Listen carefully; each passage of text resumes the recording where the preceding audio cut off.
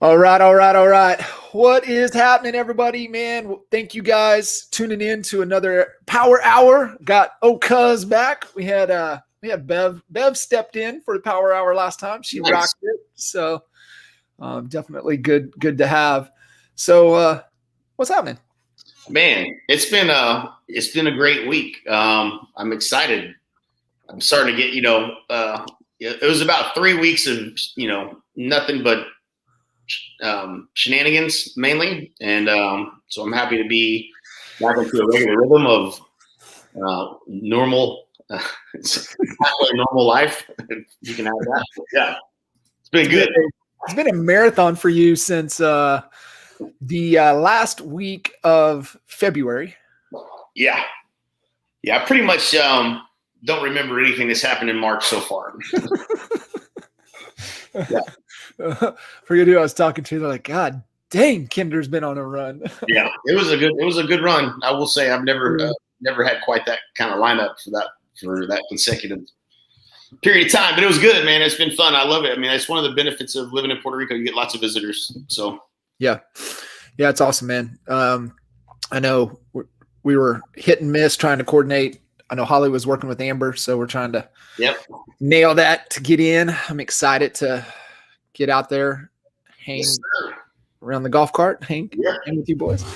All right, cool. Hey, thank you guys for tuning in. Kinder and I are here, help you guys in any which way we can. Don't let us steer the conversation. We might take you down a couple different rabbit holes, but throw your questions, comments, feedback into the feed, and let us help you guys get unstuck and keep moving forward. Man, we are already at the end of the first quarter. Right? It's like it's going fast. It's going a lot faster than last year. Yeah. It's crazy. It was right about this time, everything started kind of uncertainty and upside down a little bit. And I was talking with Nick Good last night. Nick said, man, he was kind of going through the numbers. Their Q1 was better than Q1 last year, but he said that they had like their best month ever for like listings taken right at the beginning of the second quarter. And I was like, that's just amazing. Wow. You think about what was going on this time last year to be able to have that, for that to happen. Oh, man, what are you hearing buzz-wise? You talk to a lot of different agents at a lot of different companies all over the planet these days. Like what are some of the big struggles, things that you're consistently that you're hearing from agents and leaders in the real estate space?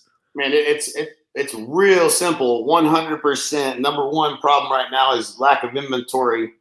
And then, the problems it brings, with multiple offers and buyers and really anything that, that results in, because there's a lot of time spent, working with buyers that don't result in a sale, and, getting listings is prime right now. So, I think that's probably the biggest challenge that I'm hearing consistently. We need some inventory to start building up, but that's the biggest one right there for sure.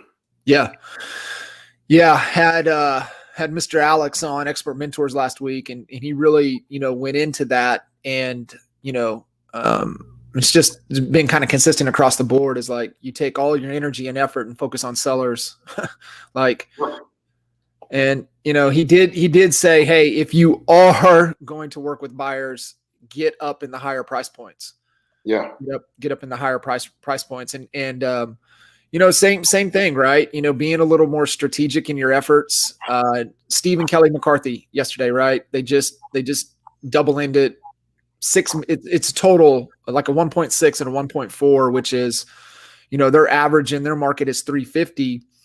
And I said, let's just do the math. Let's think about that for a second. You did two sales. You had both sides. So that's 4 transactions. I said, that's the equivalent of you doing 17 deals at your market average. Right. And she goes, I get excited about doing that. So, being really strategic, where's the opportunity? And for them, it's a huge opportunity. So I think that's a kind of an evaluation when we talk about, from a strategic standpoint and where we're at in the year, moving into the second quarter. It's not a time to make, abandon the plan, but, just see where we're at and make sure that we're adjusting, the targets and moving accordingly into the second quarter. Yes, sir. Yeah, buddy. Guys tuning in, you have any questions, comments, throw it into the feed, and we'd love to work through anything that you guys are struggling with or wrestling with. Need to be thinking about priorities moving into the second quarter, and really focused on where you're at and where you're wanting to go. Man, did I tell you about? I don't know if I told you about this one yet. So, Don Yoakum recommended to read. It's called Play Bigger. Yep. Have you heard of that one? No, not yet. So it's three guys out of Silicon Valley, and it's all about creating category, right? Category focused. How to discover a category. It's so category design, company, product, right? So getting things, right things, what we talk about all the time, right things, right order. And goes back to the question that you like to ask in a question of, what problem are you trying to solve? Right. And then can your company solve that, solve it? And then what's the opportunity? Is how they break that down. But it's a fantastic, when what you're doing is, thinking about what problem are you trying to solve? Yep. So let's talk about that with agent attraction. And that's what you're always trying to uncover, right? Is 100%. What's the problem, what they're trying to solve. And then you go from there to all the value and how I can help you do that. Yeah. It's just a natural thing that we do, I think, as getting, helping get clear on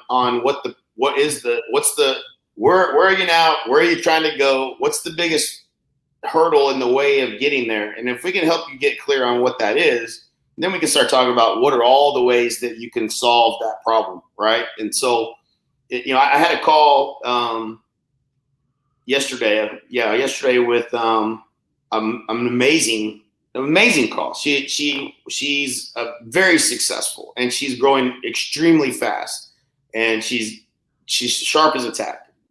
But she just didn't have anybody asking those questions around what do you want this thing to look like, and she's actually in DFW, and so the area that she services is one of the problems that we helped her identify is like, what you're doing now, if you multiply that times 2, which is kind of what her goal was this year, was going from 40 to 80 transactions. She's doing deals all over DFW. So she's all over the place, right? So like at some point, in order for you to continue that pace, you're going to have to become more efficient. And that problem is lurking around the corner. And so, just helping people see around the corner of what's coming next, and what problems they need to be trying to solve. It's always fun to do. And that doesn't necessarily mean, hey, you should join EXP, right? Like, we did the math. Mathematically, it makes no sense for her to be where she's at. She's paying double or whatever. They're taxing her because she's so good at stuff to help the company with a lot of things that aren't serving her vision, right? And so, her long-term vision for sure. And so, it's just a matter of, okay, do you think that this environment, you're getting to the place where you've never been before in your business, and you're pretty sharp, and you're probably going to do a lot of things right, but you're probably going to mess up. Okay. You're probably going to make some mistakes that cost you time. And so do you think having the right mentors around you would help, and having, not just a handful, but like the entire group of top people in the industry that you can be bouncing ideas off of and masterminding with, and all the things that we kind of provide, do you think that's going to help you to get to your vision faster? And, she had a very similar vision as she laid it out to what we were doing with Partner in Dallas. And so, her long-term vision isn't just doing deals. It's really helping, inspiring other people to become their best version of themselves. And when you're talking to somebody who's never built a team and had the challenges of having the wrong people on the team, not having a hiring process, not having, how do you identify the kind of people that work at the pace that you do? Yeah. And all of these things that you just haven't even encountered yet. It was just a really fun conversation to have. And I think she really valued, the insights and the things that we pointed out. But at no time was there like, you should just join EXP. You know what I'm saying? Like it wasn't, right. It was just a genuine, well, tell me what you're trying to do. And, from my experience, let me tell you what I see and what you might want to be, just have don't have blinders on, but be aware, because she had a concern of, am I getting too big for my britches? And I was like, nah, it doesn't always make sense to go slower, but you take a step back and, survey the landscape and then move forward again. So you need a process for how to make decisions. And, right now it's just go. And, that doesn't work forever. You're going to run up against the limits of time and lack of leverage if you don't get real clear on what areas are you going to service, how are you going to service them, how do you start being more dominant in one territory, not all over DFW, all those kinds of things. It was a fun conversation, but that's really that's the approach you should take to helping anybody. Right. I love that. And it goes into something you said, understanding growth sucks cash. So we need to pay attention to your model, and let's do the math. Right. And so, even for us, everybody kind of listening in, we did the math at Coldwell Banker, and we made the best option, choice for us moving forward, which was to go independent. And we stayed independent and until there was a better option for us to make a move to EXP. So I think in those conversations, understanding, paying attention to, the only scorecard in business, which is the P&L, paying attention to the P&L, and, are the dollars that we're spending working the best for us to help you achieve where it is you want to go. So you're at 40, you want to go to 80, that where you're at, it's going to take an investment in cash. What are you currently spending? I think a lot of agents will, they don't think about that investment of where they're at until, you get them to, take that off and shine the spotlight on it and really look at the numbers and do the math. And then what are all the best options to be able to plug into to help them, continue to grow, I think is fantastic. So I just wanted to kind of emphasize what you were saying there. It's such a great point. And I didn't even bring it up in the conversation. And the problem, the challenge is when you're doing the kind of business she's doing, she's making a lot of money. And so, not having, you have money to spend, and so you will spend it. You're going to keep moving forward without really having clarity about how am I financially making decisions? How am I coming to the conclusion that was the best direction to go in the first place? Like all of that is, the keys to the kingdom. You know what I'm saying? Like, there's a reason why the people that have gone through our coaching and that learned that framework are highly successful, because you make less mistakes. You're making consistently the right decision. That the cluster of what should I do next goes away when you have a process for how you get clear before you make decisions. And so it's hard to underscore the value of that. I mean, just you're not going to always make the best decision every time, but you're going to get really a lot better than just winging it. And so there's a comment here. I don't know if you see it, John. Speaking really of right order. Yeah. Dive into that. I think this is perfect what we're talking about. Yeah, let's dig into this. There's probably some additional information maybe needed here, but speaking of right order, I could use some help prioritizing what webinars, strategy sessions, and systems I should put on pause right now. I always have too much going on. I'm excited about, this crazy market as it has so much opportunity. Can you talk about this as it relates to specializing? So it's a great question. I think, you have to get clear on, this goes back to the clarity piece, right? So it becomes really easy to say, okay, I'm going to stop messing with this and I'm stopping doing that, or I'm going to say no to this, when you're real clear and you've laid out the number one priority right now for you. And that needs to be based upon what are your strengths. It needs to take into consideration your strengths, your weaknesses, all of the opportunities, the whole list of opportunities that you can focus on. and the threats, the things that could happen to you in your business that you maybe don't see coming. And so, the last thing you want, the threats are a big one, 2x4s that, whack you over the head that you didn't see coming because you just didn't take a step back and look around. And it was maybe something more obvious than you took the time to think through is a big deal. So, real quick on that. So this is like what Jocko talks about, right? He's like, this is where, people get so engaged, like what he talks about. You're engaged, you're looking down the barrel, you're looking down the sight. And sometimes you got to step back and disengage and look around to see what the best alternative is. So right. I love that. Yeah. Keep rolling. This is, it could be, there could be, a lot of times when there's a problem or a fire that's burning, and it's clearly a house on fire, it's kind of easy to see, hey, there's a problem I need to solve here, right? But that's not most of the time in real estate. Most of the time in real estate, there's so much opportunity. We're dying of indigestion, not starvation. And so, we need to get clear on what is going to be the easiest to implement, what is going to be the quickest return on investment, what is going to be the lowest, the highest return on investment, lowest cost, easiest to implement, right? Those are like the three questions. And a lot of times it's something simple that you just haven't done, but you got to have some perspective to take a step back. And so, in order to know prioritizing what webinars or if it's webinars, I'm going to assume it's some type of learning around a skill, and I would guess, or strategy systems and systems. I'd like to more understand that a little bit. What do you mean by what strategy sessions? Yeah, is it personal development, or is it marketing related to attract your clients, right? Systems, right? So when I think of systems, I don't think about causing systems because that's the system, right? So the system is how something works to its maximum potential, ideally. And so either that system needs to be improved upon, right? Maybe a system that's not working to maximum, or it's not. It doesn't need to be focused on because it's operating well. So an example would be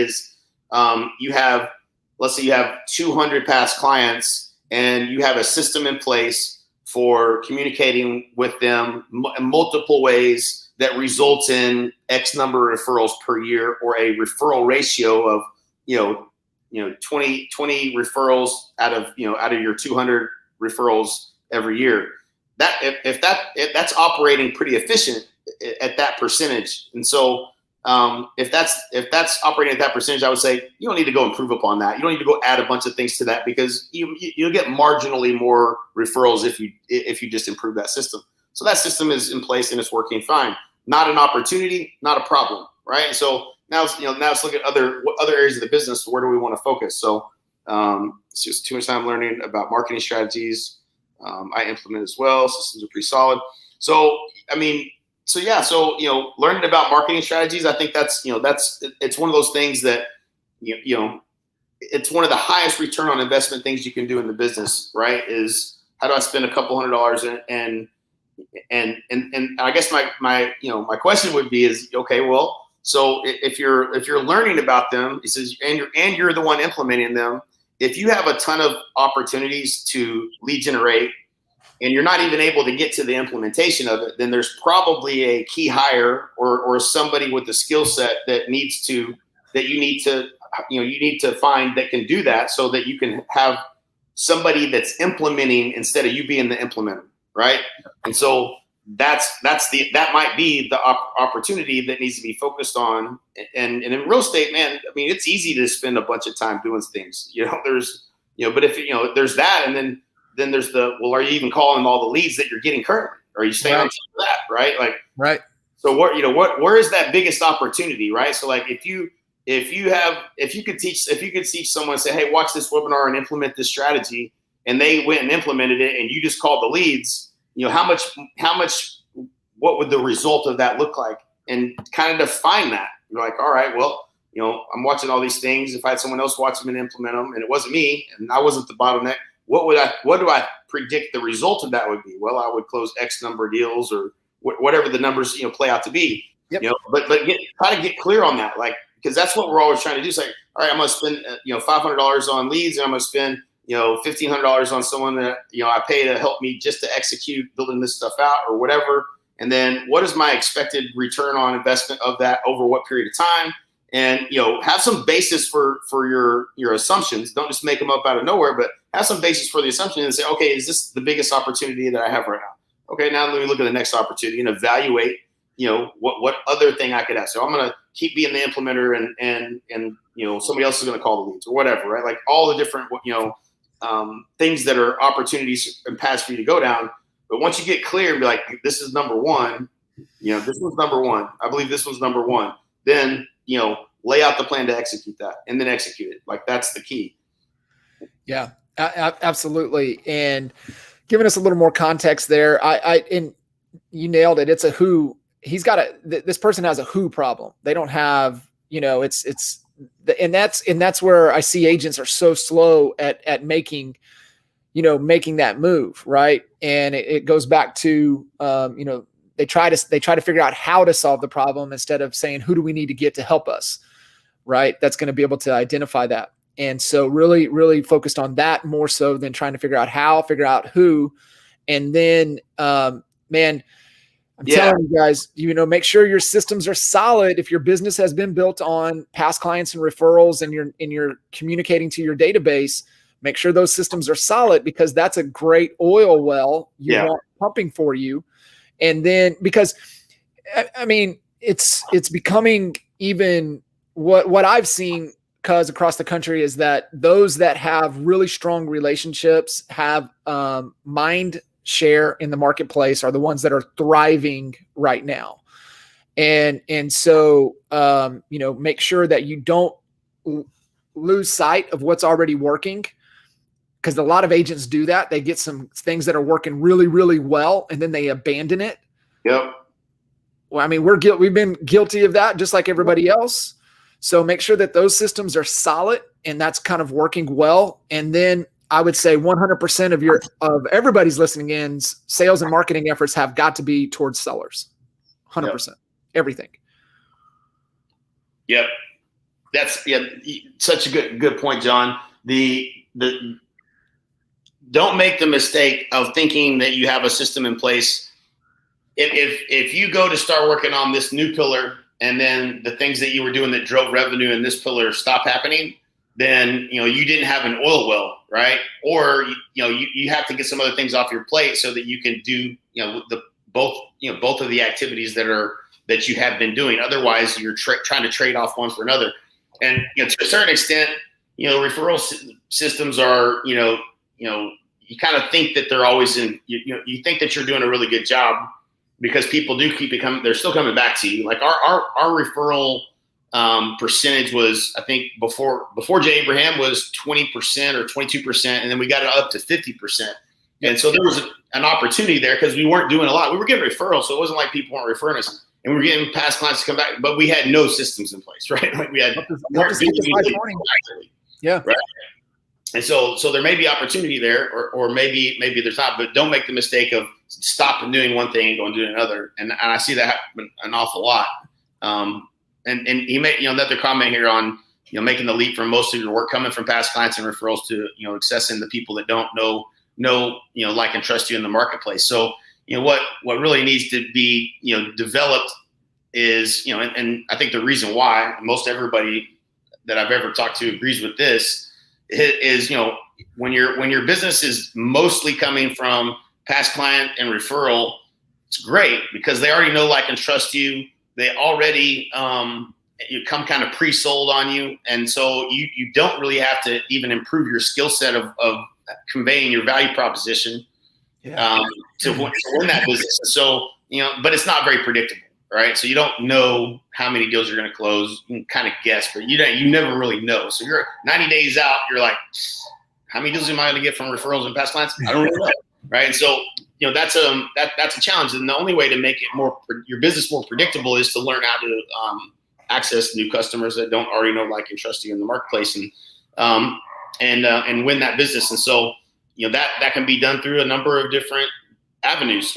It's a sales and marketing process. It's going to start with marketing, and it's going to end with a sales process to convert that to, an actual transaction. And so, identifying that is going to depend on, the overall strategy and goal, what markets you serve, where you feel like your expertise is, where you add the most value, and then what are all the avenues, right? We can be building digital marketing campaigns in Facebook, or you could be in YouTube. You could be using, there's, saying like direct mail. The billboards. There's so many things that you could do next, but getting clear around, what is the most important thing you could do. And for me, it's always going to be, and you just said it, it's going to always be, how do I, in a certain market area, become the realtor of choice to people that don't know, already know, like, and trust me? How do I get people to think of me first when they think of selling their home, and get them to reach out to me? Or how do I lead generate in a way that results in people coming to trust me and call me to come list the house? That's the holy grail of building a predictable business. And it's easy to say that you want to do that, but do your dollars show that that's where you're investing your money? Are you, show me how much you spending on Zillow, how much you spending on, and we justify these things too, right? Like, we're like, but I need to be in this, I need to have some market presence here, or people. No, if people ain't calling you from Zillow to list your house, then quit spending money on buyers on Zillow. Start spending money on building your listing and, your brand in the market service area that you want to dominate on the listing side. Start becoming more seen. But so lots of stuff there too. Yeah.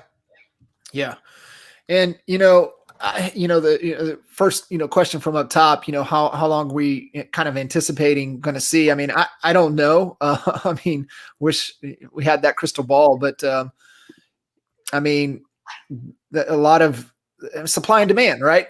There ain't no damn supply, and there's still the demand. So it's going to ride for a bit. It's going to ride for a while. I would anticipate to experience this for the rest of the year, for sure. Man, oh man. Something was brought up, and I'm guilty of certainly not really in the last 60 days of really increasing my knowledge of the prediction of where the market's going. But I think, again, I go back to everybody should be tuned in to Steve Harney and Keeping Current Matters. I'm just logging into my account now. I'm going to watch some videos and just see where he's at with things. There's the moratorium, coming up. That's going to allow people to make some decisions. There's going to be some people that don't make up their payments.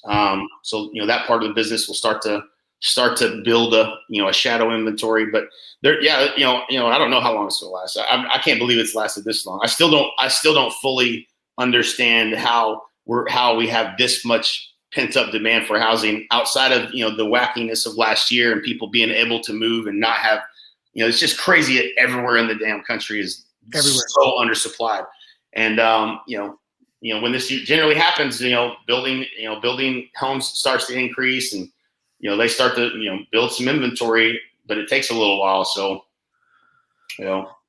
yeah, and material costs going up. They're drive the home price, new home prices driving up. There's just a lot of factors to pay attention to. Yeah, definitely make sure you guys are plugged in to Keeping Current Matters. Harney and his crew do a fantastic job in pulling the resources. So everything he talks about is backed with a resource. Yeah. Good stuff. I'm gonna get up to date though. Man, I think too, prioritizing, where things need to go, looking always at a who, but there's a really good process to run through, and it's strategic coach exercise. It's their impact filter. And I think I sent that to you before. Yep. And it just, you got to go through and answer 1, 2, 3, 7 questions. So the first one is, what is it that you want to accomplish, right? What do I want to accomplish? And then number 2 is, which is the purpose. Number 2 is, what's the importance? What difference will this make? What impact will this have? Third is, what is the ideal outcome? What does this completed look like? What is the payoff? And then you go, okay, what is the best result that if we take action on this versus what is the worst result?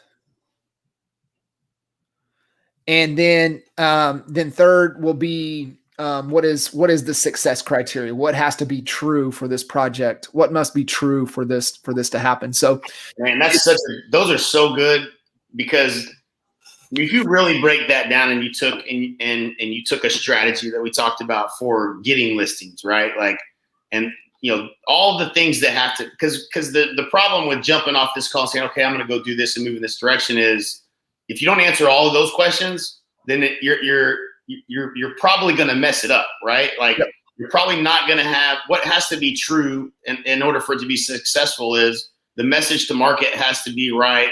You have to be able to get a response rate with a certain message to the market. Right now, Braden's testing a home value funnel, and it's not, just as we've known, it doesn't perform like it used to. We used to do home evaluation and home value stuff, and there's so many variables, right? Like, we could say, what's your home worth in this crazy market? That might not be a seller 9 out of 10 times, because it doesn't say anything about selling your home, right? And so we that over time is like, oh, we can get a lot of leads this way, but they're not real leads, right? They just wanted to know, well, what's mine worth in this crazy market? So, there's, it's got to be specific, and you got to understand what are the metrics that have to be true in order for you to get the result. And, if you don't think through it and follow a process like this, you're probably going to mess it up. And then you're going to be like, well, that doesn't work, right? And if you've ever had that experience where you did something and it didn't work, it's probably something you're missing. And if you don't have a process like John just laid out, you're probably going to miss something. And as long as you're good at iterating on things, and you don't just let something run and be like, oh, that's it, I'm done. Braden sent me the ad. I was like, is it working? He's like, not really well. I said, all right, well, let's tweak some things. He's like, what do you want to tweak? I said, well, change this, change that, see what happens, run it. I don't know if it's going to work or not until you see the results. And so, you got to be able to strike a chord with people and really catch them where they're, stop the scroll, catch them where they're at, and get them to see that there's a reason why they should click and go through the next step. Yeah, it's so key, man. And that impact filter process, asking those questions, works for everything, right? It works on, what decision should we make, making a hire, right? What is all of those, what's the purpose of this hire? How important is it? What would be the ideal outcome? Best result, worst result, and here is success, which allows you to nail the agreement of success. And that's where a lot of people miss that mark. They have expectations and they don't really set an agreement of how we're going to measure success. What is the ideal result for what it is that we're trying to accomplish? So that's key. Great. Mayor Group said, email notification. It was funny. As soon as we went live, I was like, every time, got to get that email notification out for all these calls. So it's on the list. So yes, we are going to. I'm gonna make that happen. So we'll have a email notification for the trainings. Impact filter questions. If you will message me, I will send it to you. Just shoot me an email or message me on Facebook. That'll be the best. Just message me with your email address and I will send it to you. It's gold. Almost everything, running it through. Run it through the filter. Yeah, buddy. Appreciate you guys tuning in. If you have any other questions, anything on your mind, throw it into the comments. Love the engagement and questions and interaction. And man, if you guys are kind of stuck, like what Jay was just sharing, kind of getting clear on where you're at and where you want to go, man, if you haven't gone through the clarity report, you need to. And you can go over to NAEAClarityReport.com, download the clarity report. And if you want to take it a step further and have a clarity call with one of our team, you can schedule a clarity call from there and get sweet. Cool, Brian. I'll get you set up and download that. download that report, work through that process. I mean, that's the best gift that we can give a real estate agent is the NAEA Clarity Report. Yeah. No question. Yeah, buddy. What else is good? What you reading right now? Man, I'm actually reading more about the stock market and some of that stuff that's going on, really more than anything like a specific book. Yeah, I got into that habit too, man. I've been diving in more podcasts, more other things than consuming a lot of books lately, but definitely been diving into the Play Bigger that Don recommended. I got hooked on it, and then obviously I've been working my way through Adam Grant's book, Think Again, which is incredible. Nice. I think everybody should go through that one.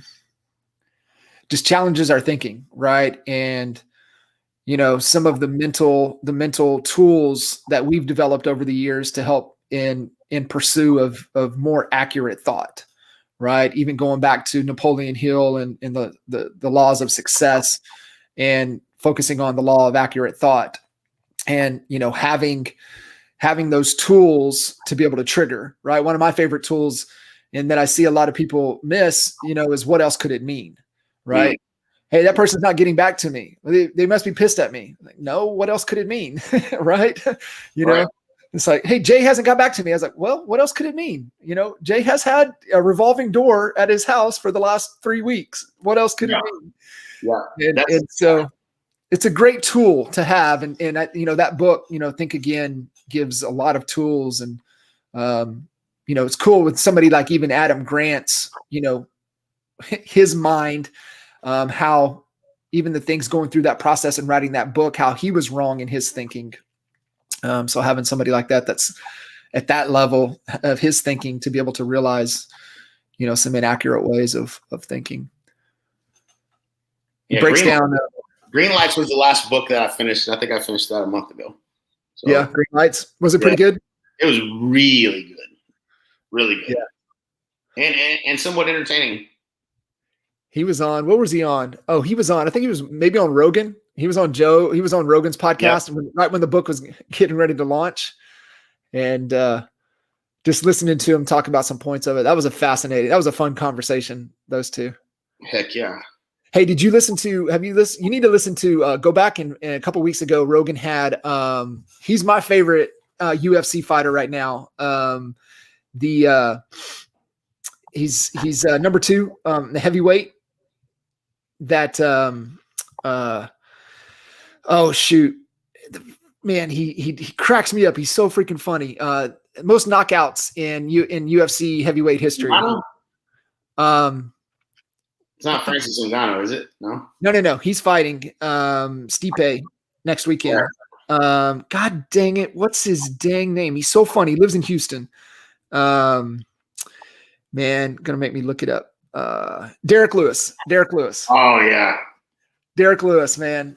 Oh, I haven't heard that. That was got to be entertaining. It is so entertaining. And he's like, man, because he's talking about how grateful, like he can't believe where he's at, right?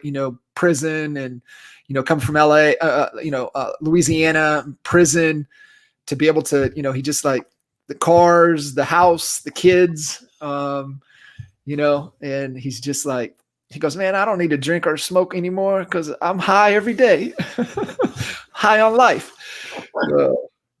So it's crazy. So Brian, I have a new team member who wants to prospect listings, and I was about to set up Vulcan 7. I'm hesitant, thinking of the lack of inventory might not worth the effort at the moment in time. So I will say a couple things that we've got a few folks that are doing that it's working well. Doesn't matter from a dialer perspective. So I've got a few clients that are getting into the predictive data analytics. Got a few that are using likely.ai that, they have some predictability. We've known through all of our research and work that there are a handful of triggers that will mean somebody's going to be making a move in the near future. And so they've been using the storm dialer, as simple as that, with RedX, right? So having the RedX Onyx data, having the storm dialer, being able to get some predictive analytics, and then plugging in with their calling efforts is working. So I don't know if I would go Vulcan. We were RedX. We tried Vulcan. It just didn't work. We had RedX with Mojo. That was our two tools, our tools and our data. So when you're talking from a prospecting, right, there's the four pillars that we talk about. It's, it's effort, skills, tools, and data. You have to measure all four of those pillars at all times. Are you putting in the effort? How is the skill? Do we have the best tool, and do we have the best data? For us, we found RedX, their Onyx data. We love Curtis and the team, and Mark and the team over at RedX. They have been great to us over the years. And so Onyx data at RedX, their storm dialer, got a few people using it. They love it. I know we were working with them pretty strong when they rolled that out. Good feedback. I mean, and so I would look there. Mojo is a great tool. That was the tool that we used in the brokerage in Dallas. So kind of looking there. But no, I don't think it is. I mean, I would be, what Alex shared last week, and kind of where he's focused is, people that bought their homes 3 years ago, or older, pulling that list and starting to work and market towards them. And I mean, it's just crazy right now, I mean, just like things are selling for 50,000 more than what it should be selling for in our area. I saw a house that just went up on the market over 500 in our neighborhood that probably should only sell for 450, 440. And I think everybody's experiencing that. So finding the data, people that are in the homes, how much cash are they really sitting on? Because you'll get people's attention if they could sell for an extra 50 G's. Yeah, that's exactly what I'm doing. I'm thumbing through this, through the Keeping Current Matters most recent slide deck. And that's exactly what all this is pointing to, right? And so, there will be likely, as 10% was where the numbers settled for annual appreciation last year. It ranges, the average is 5.9%, with the high being around 10%. Growth is one of them predicted, and the lowest was CoreLogic with 3.2, but the average was 5.9. So that's the appreciation rate that they're expected to see for this year. But yeah, I mean, that's the likely thing to happen is people will have enough equity. They're either doing cash out refinances, or they're going to consider selling, and moving up is another alternative. So yeah, but everybody should have this information. We should probably go over this information on like a call like this for everybody. It's just crazy. It's crazy what. What are some other key points in there? Let's scroll back to the front. So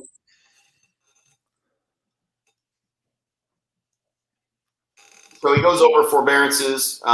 So one of the quotes from DS News: about 325,000 people will exit the forbearance program over the next 6 to 9 months without a plan in place. Some, but probably not all, of those loans will likely default. So there will be some opportunity in the short sale and the foreclosure market for sure. So think about that, everybody listening in. So the process, what has happened is that if they're with a bigger bank, they will allow them to essentially, if they didn't make a payment for the 12 months or 6 months or whatever they chose, it will become a balloon payment for that total when they sell, or on their last payment. Then they'll have that balloon payment, for example. So say they had 25,000 total, right? Their whole payment was that. It's a balloon payment, no additional interest on the back of the loan. And so when they sell, it's essentially they've got what they owe and that, right? So they have to factor that in their net. And so what happens if the market and kind of corrects a little bit or pauses on appreciation? They have to factor that additional piece in there as well. Right. Another interesting point. So the sweet spot in inventory in 2020 was in January, February. It was the low point. There was 3.4 months worth of supply, and they're pointing to, January, February here being the sweet spot, and the low point of inventory this year as well as things start to rise. So, and significantly more inventory and supply came on the market, after that point. So even during, COVID. So, lots more inventory to come. I think that's what you have to look at too, guys. When you're looking at the data, you need to look at not, hey, well, yeah, we're so, hey, there's only, 28 days, of inventory. You got to look at what's coming on as much as what is selling as well. Right. And right. So, things are coming on and they're selling as fast. Yeah. The national house buying power continues to exceed the median sales price. And that implies that housing is not overvalued today. So they have another comparison where they compared this to 2005. You look at 05, what percent the growth in value in 05, 06 was significantly higher than what it has been in appreciation that we're seeing right now. So, people that are talking of that's, debunk the bubble conversation type of stuff. Yeah, super interesting. What is that subscription? $29 a month? I don't even know. I just pay it. It's like, it can't be more than, I don't think it's more than $29. Most valuable resource in real estate if you actually want to be an expert and know what you're talking about. Like, I would tell you, we would say, hey, this was us. Keeping Current Matters, real market reports, and I would, if you're listing houses, focus first. Mm-hmm. Those 3 tools, you can $100 a month, $115 a month. You can have the 3 best tools that are going to position you as the go-to authority market expert in any market. Show. It's crazy. California is crazy. There's so many people leaving California, yet they're still having tremendous appreciation gains. You would think that it's amazing. Start to slow down there first. Yeah. With everything they got going on. Well, you got to think too, how many are, getting into trying to, that have been renting, getting into the market now, or living there that is, moving into the market. It's interesting. Yeah. I mean, the bottom line is it's going to be a crazy good year for home sales. Like the number of home sales this year, which could be much higher than it will be because of the lack of inventory we're experiencing, but it's going to be a banner year in real estate sales, and that's probably likely to continue through 2022. It doesn't change overnight.